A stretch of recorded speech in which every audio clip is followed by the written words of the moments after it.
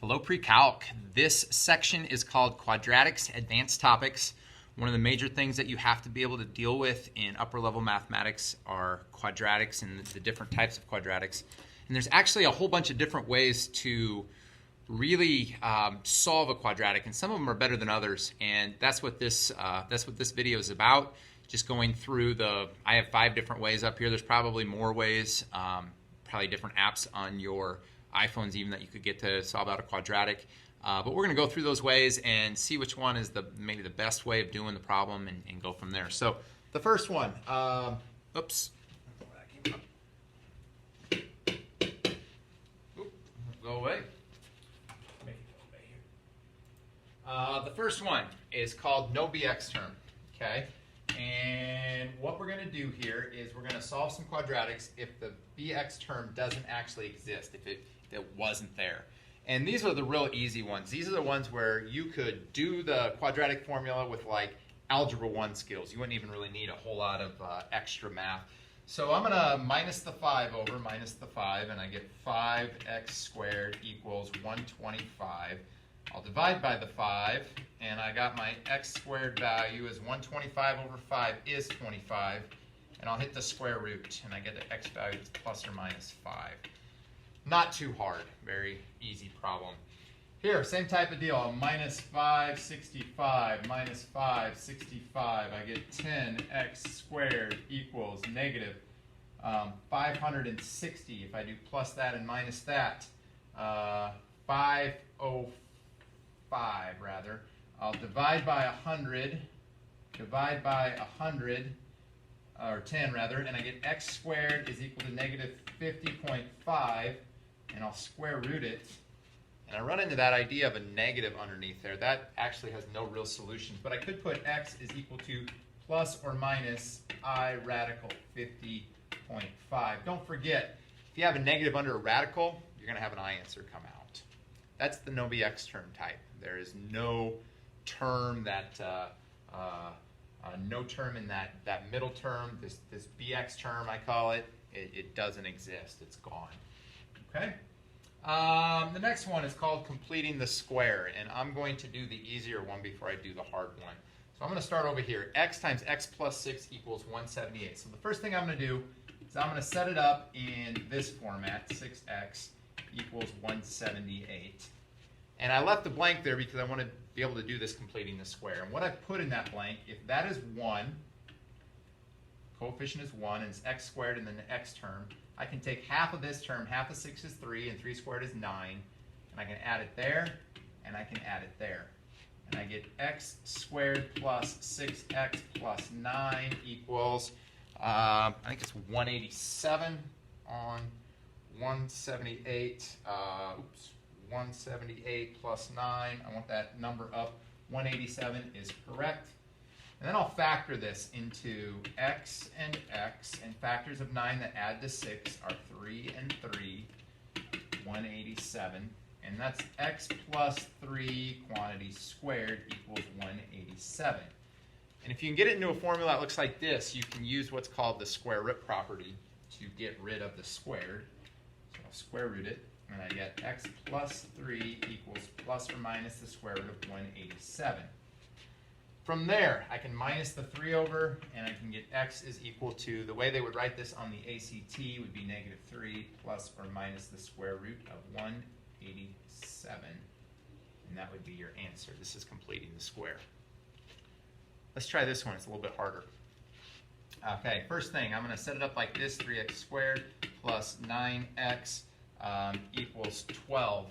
Well, one thing that I know when I complete the square is I have to have that front number, I have to have it 1, and I have to force it to be 1. And one easy thing I could do here is divide everything by 3. And I get x squared plus 3x plus some unknown value equals 4 plus some unknown value. Okay, so I've eliminated the 3. I got a 1 there. So I'm going to take half of 3. 3 squared is 9. Or wait, half of 3 is 3 over 2. Squared is 9 over 4. Half of 3 is 3 over 2. Squared is 9 fourths. So I'm going to add 9 fourths on there. Let's factor x and x. Factors of 9/4 that add to 3. Well, in this blank right here, either goes to the square root of 9/4, which is 3/2, or half of 3, which is 3/2. Either way, you get 3/2 in that blank. 4 is 16/4. 16/4 plus 9/4 is 25/4. I will go x plus 3/2 squared equals 25 over 4. And I'll apply that square root property. X plus 3/2 equals plus or minus. Well, the square root of 25 is 5, and the square root of 4 is 2. So I get that. And then I'll move the 3/2 over. I'll subtract the 3/2 over to the other side. 3/2. And because they're the same, I'm going to go ahead and do this out. So I'm going to take 5/2 minus 3/2 plus 5/2 minus 3/2 is 2/2. 5 plus 5/2 minus 3/2 is 2/2, which is 1. And negative 5/2 minus 3/2 is negative 8/2, which is negative 4. And this one actually worked out pretty well. Okay, that's completing the square. And to be honest with you, that's probably the least used method that we have. Okay, another great method is graph it and look for intercepts. And this is an especially great method because you have a graphing utility on your graphing calculator. Some of you have Desmos loaded wherever, and we are going to go ahead and let's make sure we're in the right mode. On my mode, I'm going to change that to function mode is what I want. Put it in function mode, and I'll put it back to sequential here. And I'm going to go to my y equals screen, and I'm going to plug in what I have here. X squared plus 8x plus 12. X squared plus 8x plus 12. And enter, and I'm going to hit my zoom standard key just to make sure I'm in the right spot. And what you can do, a really easy way of solving a quadratic is asking yourself, where does it hit the x-axis? Well, negative 2, 1, 2, 3, 4, 5, 6. It looks like negative 2 and negative 6. And it's super easy. I got the two answers, and I should probably trace those. One way I can do this, I can make sure it hits exactly where I thought it did. I can trace negative 6, and it'll plug in there, and I hit enter, and it tells me my y value is 0, so I'm sure it's in the right spot.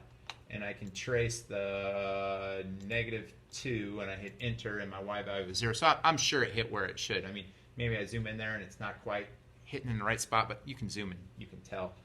So that's a really great method of solving. Just graph and figure out where the intercepts are. Let's try this one. Y equals parentheses. Oops, let's clear it off. Parentheses x minus 8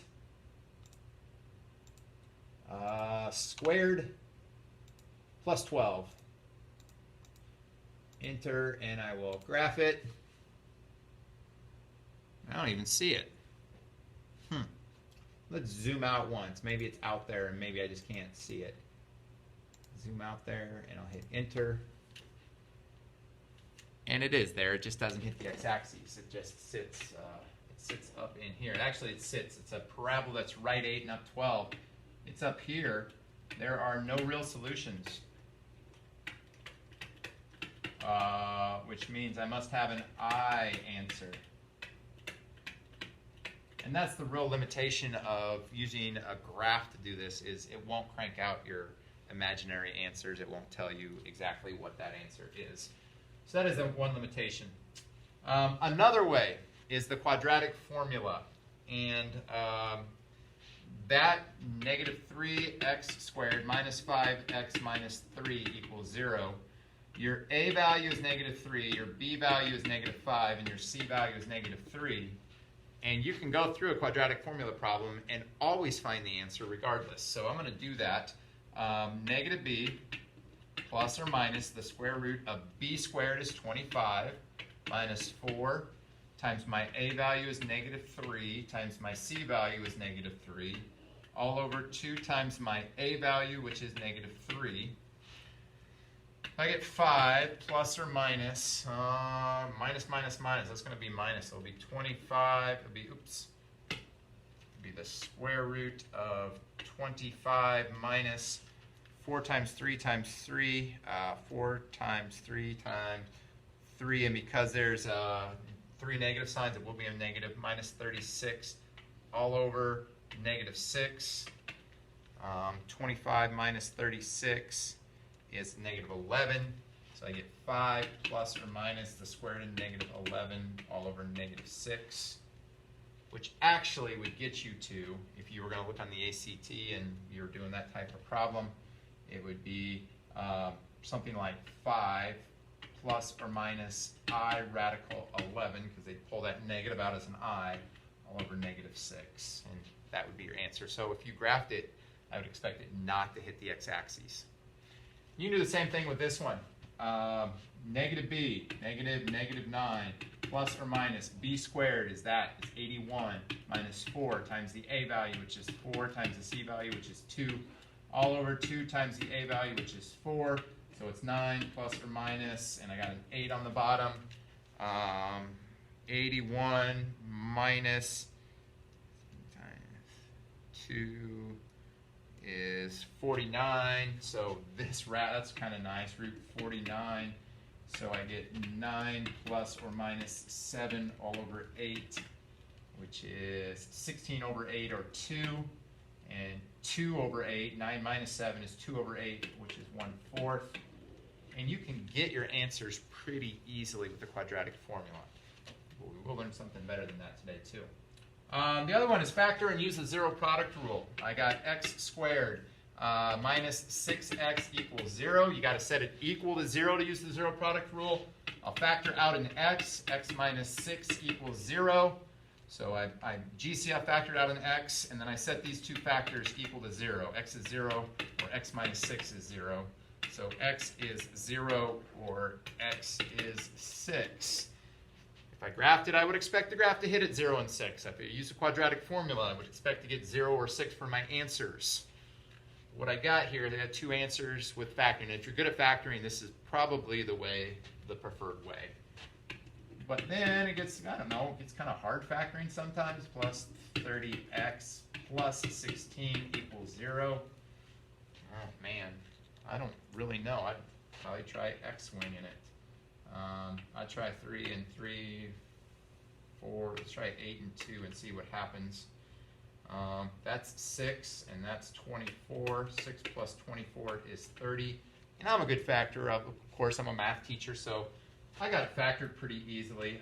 3x plus 8, doing my x-wing, times 3x plus 2 equals 0. And here I can set 3x plus 8 equal to 0, and minus the 8 divided by 3. X is negative 8/3. And 3x plus 2 equals 0. And minus the 2 divided by 3. X is equal to negative 2/3. And I got my two answers there from the quadratic. And that's a really good way of solving it. But there is something else that is going on with this. And I'm going to go back up here to this quadratic formula because we did all of this work. And I'm going to do this a different way. And the way I'm going to do it is really the way as you approach upper level math. I mean, quadratic formula, great for high school, but it's negative 3x squared minus 5x minus 3 equals 0. And we'll leave that one. Guys, there's an app on your graphing calculators that takes care of quadratic formulas if you have the updated software. And if you don't have the updated software, this might be a deal where you want to go in and you want to